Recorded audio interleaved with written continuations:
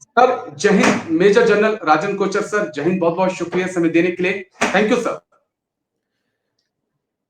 जय हिंद राजेश जी, और धन्यवाद आपने मुझे अपने चैनल में इनवाइट किया। थैंक यू सर, आप आए क्योंकि कल ही मेरी और आपकी बातचीत हुई थी एक दिन पहले अग्निवीर को लेकर, जहां पर मैं बहुत खुश था, आप भी काफी खुश थे कि कम से कम आर्मी कमांडर कॉन्फ्रेंस में 25 to 75% अग्निवीर जो हैं उनको पक्का किया जाएगा और इस पर बातचीत हो सकती है। लेकिन शाम होते होते ही आर्मी की तरफ से एक सफाई दे दी गई कि ऐसा कोई मुद्दा जो है उस पर बातचीत नहीं होनी है, अग्निवीर पर कोई बातचीत नहीं होनी है। कैसे हम देखें, कभी हम आशाएं देते हैं, कभी वो आशाएं टूट जाती हैं, कभी सपने जो हम सुबह देखते हैं, रात होते होते वो सपने भी टूट जाते हैं।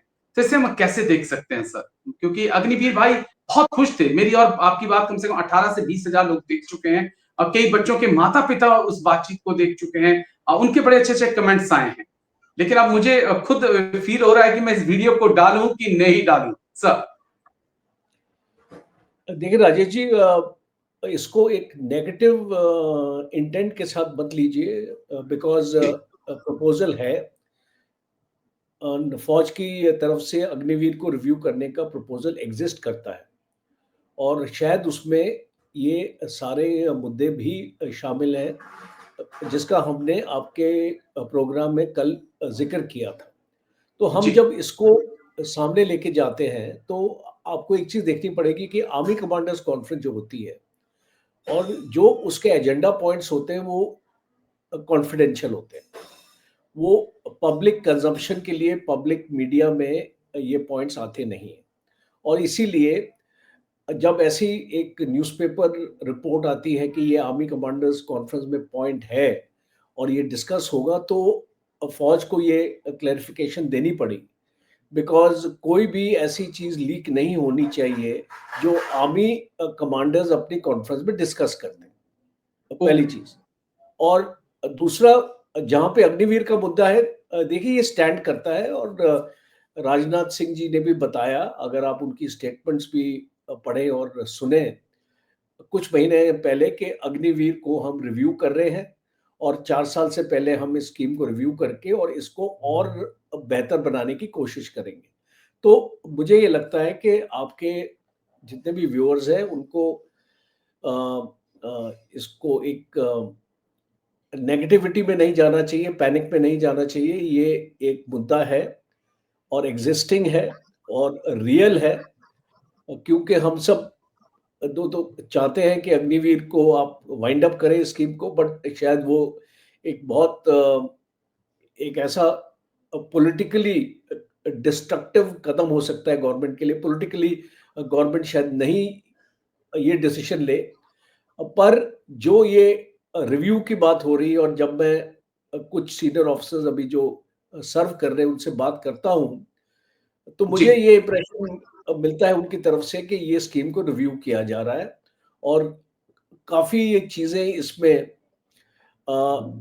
चेंज की जाएंगी, जैसे कि परसेंटेज ऑफ रिटेंशन। अब मैं कैटेगोरिकली तो नहीं बता सकता कि 75 होगा या 50 होगा, पर इसके आसपास होगा। और दूसरा है लेंथ ऑफ सर्विस, कि भाई कितना, फिलहाल अभी 4 साल है, तो हो सकता है ये 5 साल तक बढ़ा दिया जाए। और फिर आपकी टर्म्स एंड कंडीशंस की हम बात करते हैं, तो टर्म्स एंड कंडीशंस में भी कुछ बदलाव आ सकते हैं।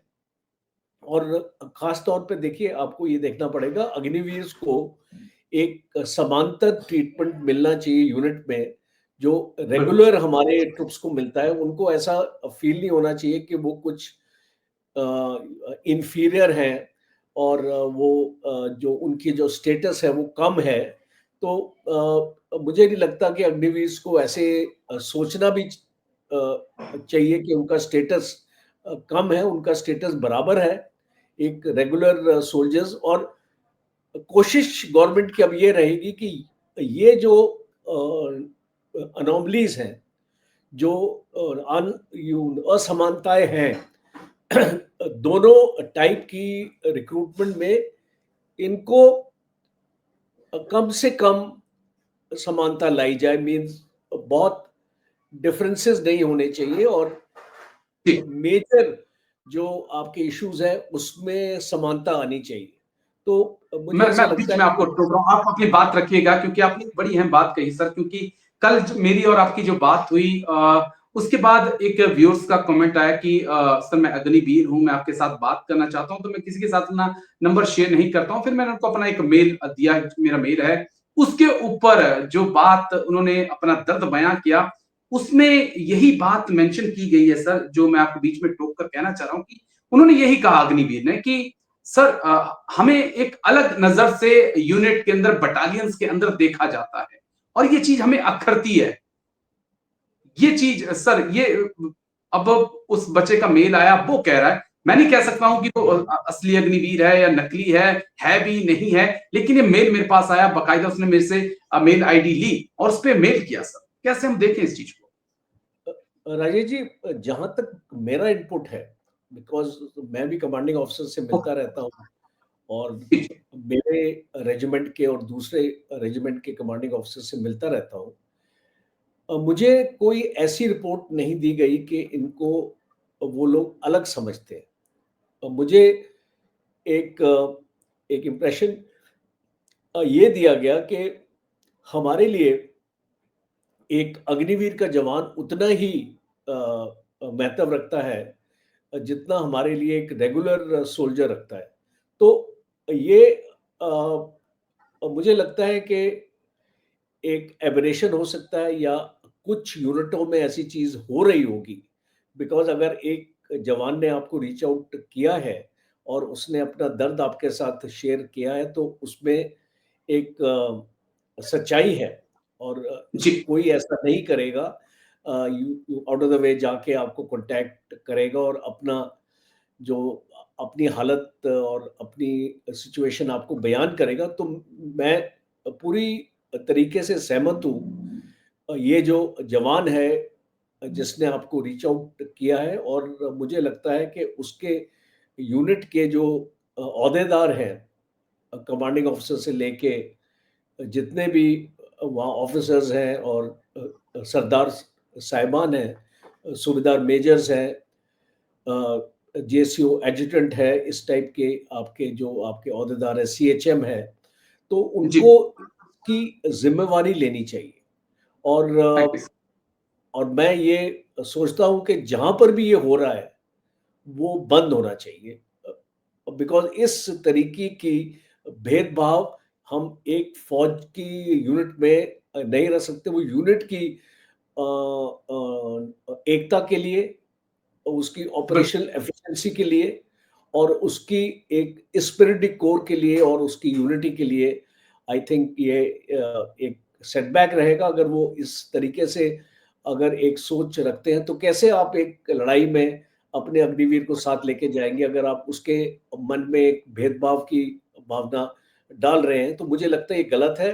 और जहां पर भी ये प्रैक्टिस हो रहा है और मैं अपने नेक्स्ट टाइम जब मैं सीनियर ऑफिसर से भी मिलूंगा, बिकॉज मैं दिल्ली में इतने फोरम्स होते हैं, हर एक हफ्ते में एक ना एक प्रोग्राम में जाता हूँ जो वहाँ पे सर्विंग सीनियर ऑफिसर्स भी आते हैं और मैं ये जो कंसर्न है आपका और इस जवान का जो कंसर्न है मैं उनके साथ शेयर करूँ। हाँ जी, क्योंकि मेरे पास जो है, जो रिपोर्ट्स आती हैं, वो जवान, एनसीओ, जेसीओ तक जो है वहां से चीजें निकल के समझ आती हैं, गया। क्योंकि भीड़ से नहीं, डील जरूरी। वही कर रहे हैं ज्यादातर।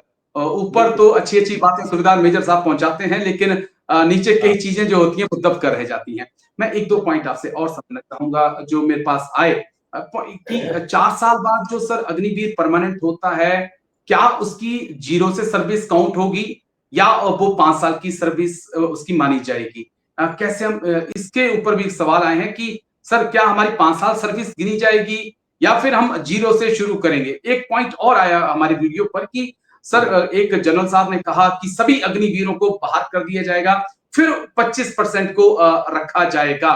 तो इसमें क्या दम है, इन बातों में क्या दम है सर? जहां तक मेरी जानकारी है,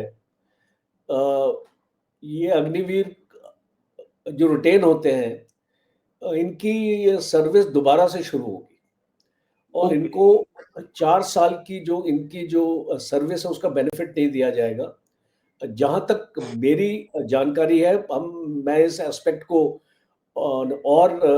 इसको क्लैरिफिकेशन मैं लेता हूँ अभी अपने सीनियर ऑफिसर से। बट जब ये स्कीम लॉन्च हुई थी, उस टाइम पे बहुत क्लियर था कि इनको एक कंटिन्यूएशन में नहीं रखा जाएगा और अगर ये इनके 4 साल हो जाते हैं, उनके बाद रिटेन अगर ये हो जाते हैं, तो इनकी सीनियॉरिटी जिस दिन से इनको परमानेंट कमीशन मिला है, जी। उस दिन से इनकी सीनियॉरिटी आपकी चालू होगी। Okay sir. एक सवाल और, क्योंकि एक अग्निवीर भाई का और सवाल आया था हमारे ही वीडियो के ऊपर कि सर जिस प्रकार से शॉर्ट सर्विस कमीशन वाले अफसर जो हैं वो कोर्ट पहुंचे और अभी वुमेन ऑफिसर जो हैं वो कोर्ट पहुंची हैं अपने परमानेंट कमीशंस के लिए, क्या हम भी आगे जाकर कोर्ट में भारत सरकार के खिलाफ जा सकते हैं? कोई पॉसिबिलिटी सर इसकी? देखिए, अगर आपने फौज को ज्वाइन करने के टाइम पे अगर आपने बॉन्ड साइन किया हुआ है और उस जी। बॉन्ड में क्लियरली लिखा हुआ है कि आपकी टर्म्स और कंडीशंस आपकी सर्विस की क्या रहेंगी, और अगर उसमें ये वाला जो एस्पेक्ट क्लैरिटी से लिखा हुआ है कि आपकी जो सीनियरिटी है वो आपकी दोबारा से आपकी होगी और आपको ये 4 साल की सीनियरिटी नहीं मिलेगी, तो इसका मतलब आपने एग्री किया और वो एग्रीमेंट के बाद आपने अपनी फौज में आपने भर्ती करी, तो शायद अगर आप कोर्ट में भी जाएंगे तो वो केस आपके फेवर में नहीं जाएगा। ठीक है सर। उम्मीद रखें अग्निवीर भाई, 30 सेकंड 1 मिनट के अंदर एक जवाब दीजिए। उम्मीद रखें कि आने वाले 1 साल के अंदर एक गुड और अच्छी न्यूज उनको मिलेगी। मिलेगी और मैं पूरी तरीके से इसको एक पॉजिटिव तरीके से लेता हूं, क्योंकि गवर्नमेंट तक अगर ये बात पहुंची है कि इस स्कीम में कमियां हैं और उस कमियों को दूर करने की जरूरत है, तो मैं एक रिस्पॉन्सिबल गवर्नमेंट से उम्मीद रखता हूं कि वो इन कमियों को दूर करेगी। हाँ जी सर, सर बस ऐसी कुछ उम्मीदें मेरी भी हैं। लेकिन thank you major general Rajan Kochhar sir, thank you. जय हिंद सर। आपसे बातचीत करके कम से कम एक बार फिर से जो है आशाएं जिंदा हो जाती हैं मेरी भी। Thank you sir. जय Hind. Take care sir. Thank you. Thank you Rajesh ji. जय हिंद।